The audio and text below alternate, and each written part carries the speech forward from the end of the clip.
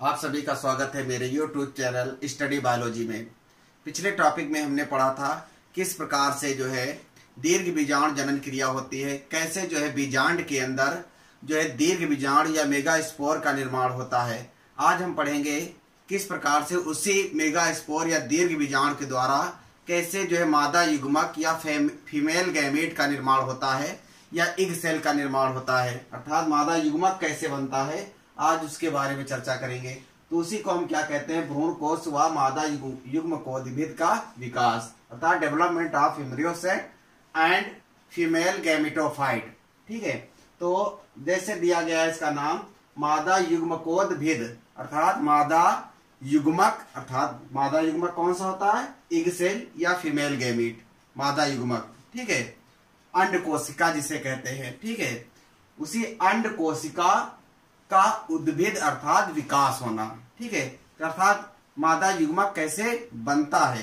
ठीक है, तो इसमें आज हम पढ़ेंगे कि कैसे बीजांड के अंदर जो है इस मेगास्पोर या दीर्घ बीजांड के द्वारा कैसे जो है ये इग सेल बनता है। इसी क्रिया को हम मादा युग्मकोद्भिद या डेवलपमेंट ऑफ फीमेल गैमेटोफाइट कहते हैं। ठीक है, तो होता क्या, सबसे पहले एक बार जो है समसूत्री कोश का विभाजन होता है, फर्स्ट माइटोसिस डिवीजन होता है, और समसूत्री कोश का विभाजन के द्वारा जो मेगास्पोर है या दीर्घ बीजाणु है, ये दीर्घ बीजाणु जो है दो कोशिकाओं में बढ़ जाता है, दो पुत्री कोशिकाओं का निर्माण करता है, और दोनों पुत्री कोशिकाएं जो है इस भ्रूण कोश, इसको हम भ्रूण कोश कहते हैं, बीजांड का या बीच वाला भाग भ्रूण कोश कहलाता है। इसी भ्रूण कोश के दोनों ध्रुवों पर, इनको एक ये ध्रुव हो गया, एक ये पोल हो गया, और ये दूसरा पोल हो गया, तो दो ध्रुव होते हैं, एक ऊपरी ध्रुव एक निचला ध्रुव। तो दोनों जो कोशिकाएं हैं एक एक जो है ध्रुवों पर चली जाती हैं, जैसे यहाँ पर दिखाया गया है। इस ध्रुव पर एक जो है कोशिका चली गई और एक इस ध्रुव पर चली गई, और इस कोशिका को क्या कहेंगे, पोलर सेल या ध्रुवीय कोशिका कहते हैं। ठीक है, उसके बाद क्या होता है, सेकेंड माइटोसिस या जो है दोबारा जो है इसमें क्या होता है, समसूत्री कोश का विभाजन। तो दूसरी बार समसूत्री कोश का विभाजन के द्वारा जो है चार जो है पुत्री कोशिकाएं बनती हैं, और ये चारों जो है दो ऊपर और दो नीचे। कहने का मतलब है ये एक पोलर जो सेल्स है ये एक बार विभाजन करती है तो इससे दो बनती हैं और इससे दो बनती हैं, तो ऊपर दो और नीचे दो, इस प्रकार से व्यवस्थित हो जाती है। इसके बाद इसमें थर्ड माइटोसिस अर्थात तीसरा जो है समसूत्री कोश का विभाजन होता है, और ये दो कोशिकाएं जब एक बार विभाजन करती है तो एक से दो और इससे एक से दो, तो दो दो चार कोशिकाएं उस ऊपर बन जाती हैं। इसी प्रकार से चार कोशिकाएं नीचे बन जाती हैं, तो 8 कोशिकीय वाली संरचना बन जाती है। ठीक है, ये भ्रूण कोश कैसा होता है, 8 कोशिकीय होता है। उसके बाद क्या होता है कि इसमें से 8 कोशिकाओं में से एक कोशिका ऊपर से और एक कोशिका नीचे से, अर्थात ऊपरी ध्रुव से एक कोशिका, एक निचले ध्रुव से, एक एक पोल से एक एक सेल्स, एक एक कोशिका जो है कहाँ जाती है, सेंटर में आ जाती है, बीच में एकत्र हो जाते हैं। और ये दोनों जो होती हैं आपस में जो है जीव द्रव्य का जो इसमें जो है संलयन हो जाता है, या कोशिका जो है कोशिका संलयन हो जाता है, कोशिका द्रव्य का संलयन हो जाता है। ठीक है, प्लाज्मोगैमी हो जाता है, तो इसका जीव द्रव्य या कोशिका द्रव्य आपस में मिल जाता है। इस प्रकार से ये एक विशेष संरचना बन जाती है, विशेष कोशिका बन जाती है, जिसके केंद्रक फ्यूज नहीं होते हैं, इसके केंद्रक आपस में संलयित या मिलते नहीं हैं, और इसका जीव द्रव्य आपस में मिल जाता है। तो इसको हम क्या कहने लगते हैं, सेकेंडरी न्यूक्लियस या द्वितीयक केंद्रक कहते हैं। ठीक है, इस कोशिका को क्या कहते हैं, द्वितीयक केंद्रक या सेकेंडरी न्यूक्लियस बोलते हैं। और ऊपर की जो 3 कोशिकाएं हैं ये ऊपर व्यवस्थित हो जाती है, इनको हम सिनर्जिट या एंटीपोडल सेल कहते हैं, अर्थात प्रतिमुख कोशिकाएं कहते हैं। सिनर्जिट अथवा एंटीपोडल सेल या इसको हम प्रतिमुख कोशिका कहते हैं। और नीचे की 3 कोशिकाओं में से 2 कोशिकाएं हेल्पिंग सेल कहलाती है, अर्थात सहायक कोशिकाएं कहलाती हैं।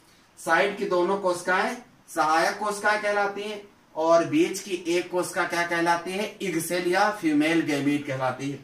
तो इस प्रकार से ये भ्रूण कोश कितनी कोशिकाओं का बना होता है? ये 7 कोश की संरचना हो गई, 3 ऊपर 3 नीचे और 1 बीच में। तो जो भ्रूण कोश होता है अंतिम स्टेज होता है ये, अर्थात ये मादा, इसको हम क्या कहेंगे? मादा युग्मकोद भेद। इसी भ्रूण कोश को हम क्या कहते हैं? मादा युग्मकोद भेद। तो ये मादा युग्मकोद भेद का विकास है। मादा युग्मकोद भेद 7 कोशिकीय और 8 केंद्रकीय संरचना होती है। इसमें 7 कोशिकाएं होती हैं और 8 केंद्रक होते हैं। ठीक है, तो ये परीक्षा में पूछा जाता है कि मादा युग्मकोद भेद की जो कितने कोशिकीय संरचना होती है या कितने केंद्रकीय संरचना होती है, तो ये 7 कोशिकीय और 8 केंद्रकीय संरचना होती है। और इसी जो है मादा युग्मकोद भेद या भ्रूण कोश को यहाँ पर बीजांड के अंदर दिखाया गया, क्योंकि ये सारी क्रिया कहाँ होती है? इस बीजांड के अंदर होती है। इसी भ्रूण कोश को यहाँ पर दिखा दिया गया है स्टेप बाय, लेकिन ये सारी क्रिया कहाँ होती है? इसी बीजांड के अंदर होती है। तो सबसे पहले क्या होता है, किस प्रकार से, एक बार और समझ लेते हैं किस प्रकार से जो है मादा युग्मकोद भेद का विकास होता है, या कैसे भ्रूण कोश का विकास होता है, कैसे मादा युग्मक या फीमेल गैमेट का बीजांड के अंदर निर्माण होता है। ठीक है, तो पहले परिभाषा क्या है? बीजांड के भ्रूण कोश के अंदर मादा युग्मक के बनने की क्रिया को हम क्या कहते हैं? मादा युग्मकोद भेद कहते हैं। ठीक है, या मादा युग्मकोद भेद का विकास कहते हैं। अब होता क्या है? सबसे पहले यहाँ जो है इस मेगास्पोर या दीर्घ बीजाणु में क्या होता है? फर्स्ट माइटोसिस, अर्थात प्रथम बार समसूत्री कोश का विभाजन होता है। 2 कोशिकाएं बनती हैं। दोनों कोशिकाएं दोनों ध्रुवों पर चली जाती हैं, पोल पर चली जाती हैं, और उसके बाद फिर दोबारा इनमें दोनों में एक बार समसूत्री कोश का विभाजन होता है, तो 2 कोशिकाएं बन जाती हैं। फिर इसके बाद एक बार समसूत्री कोश का विभाजन होता है, तो 4 कोश की संरचना बन जाती है।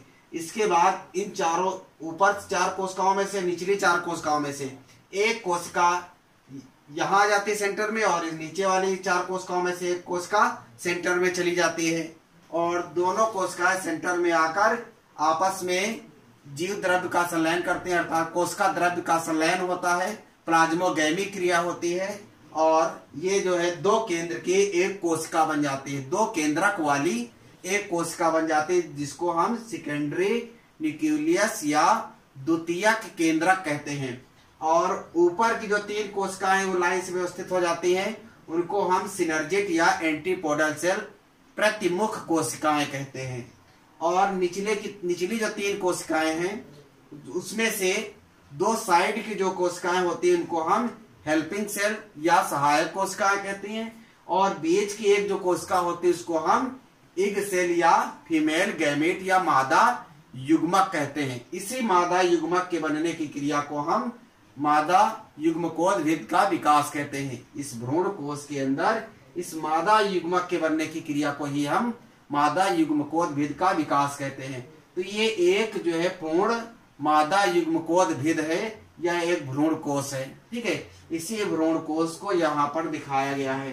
ठीक है, एम्ब्रियो सैक अर्थात भ्रूण कोश, अथवा इसी को हम फीमेल गैमेटोफाइट मादा युग्मकोद भेद कहते हैं। ठीक है, जिसकी ये 3 कोशिकाएं सिनर्जिक या एंटीपोडल सेल, और 2 जो है क्या होती है? Secondary nucleus. ये जो 2 कोशिकाएं आपस में मिल जाती हैं, प्लाज्मोगैमी या कोशिका द्रव्य का संलयन हो जाता है, कोशिका द्रव्य मिल जाता है, तो लेकिन केंद्रक इसके अलग रहते हैं। तो ये 2 केंद्र की और एक कोश की संरचना हो गई, जिसको हम सेकेंडरी न्यूक्लियस या द्वितीय केंद्रक कहते हैं।